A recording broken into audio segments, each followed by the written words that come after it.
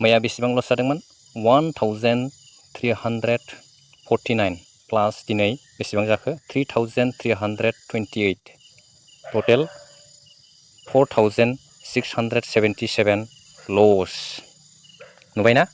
आंनि पर्टफलिय'आव नोंथांमोननो आङो आंनि लसखौ देखायनाय जाबाय मैया आङो भिडिअ लाबोनो हायाखै अब्ला बड' इनभेस्टर चेनेलाव वेलकाम खालामबाय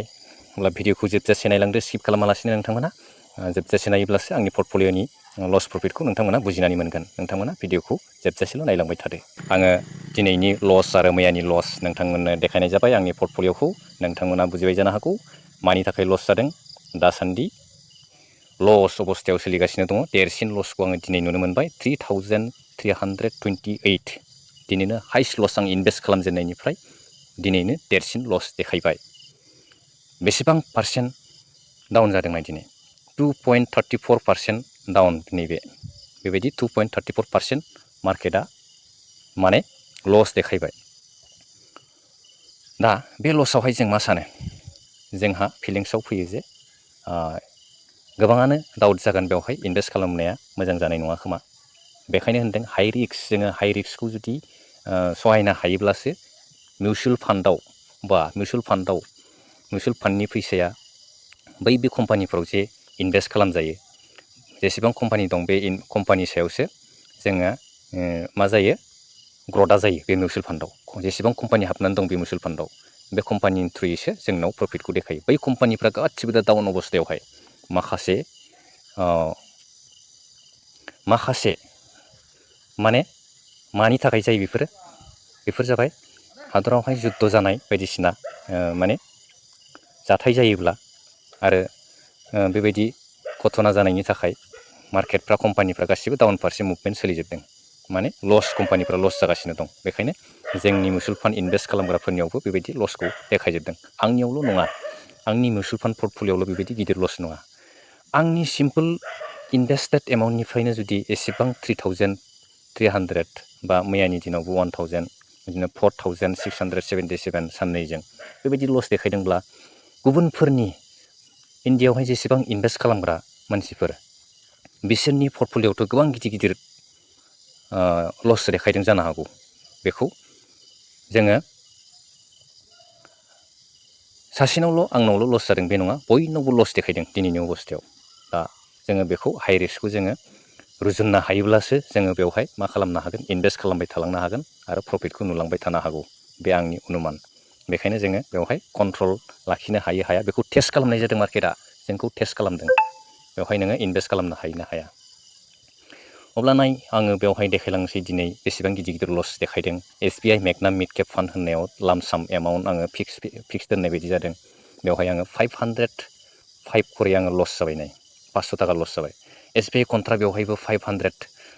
500 लस देखायदों बेबो लामसाम बेबो फिक्सआव दोननाय बायदि बेनिफ्राय कानाडा रबक' स्मल केप फान्डआव नाय बेनो साबसिन गिदिरसिन लस दिनै 3.35% लस देखायदों 896 बेबायदि लस देखायदों दिनैनि दिनाव एसेबां गिदिर लस नाय बेनिफ्राय निपन इन्डिया स्मल केप फान्ड बेवहायबो 404 बेबायदि लस देखायदों बेफोर जाबाय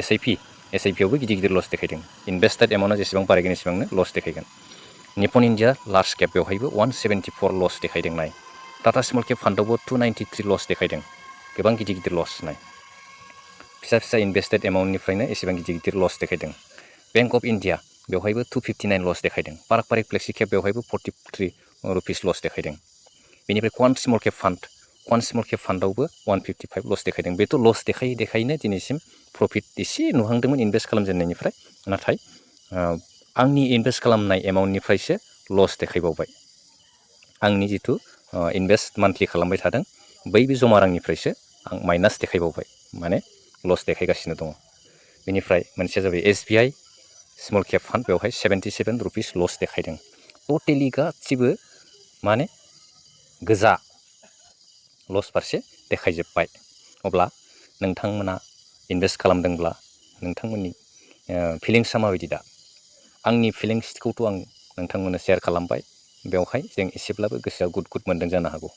नाथाय माखासे सहायनो हानाय समखौ जोङो नेबावनांसिगोन बबे समसिम जों इनभेस्ट खालामनो हायो नैबे अबस्थायावहाय मार्केटआ बेसेबां आरो लस देखायबावगोन जों बेखौ बे हाइ रिस्कखौ जोङो रुजुना लानो हाब्लासो बेवहाय जोङो मिउचुवेल फान्डआव प्रफिट लानो हागोन बा फैसा बानायनो हागोन। आंनि एसेबां फिसा एमाउन्टनिफ्रायनो एसेबां लस देखायदोंब्ला बेवहाय लाख लाख कौटि थाखा इनभेस्ट जानाय बा कौटि थाखा मिउचुवेल फान्डआव देखायनाय बा नुनाय मानसिफोरनि पर्टफलिय' बा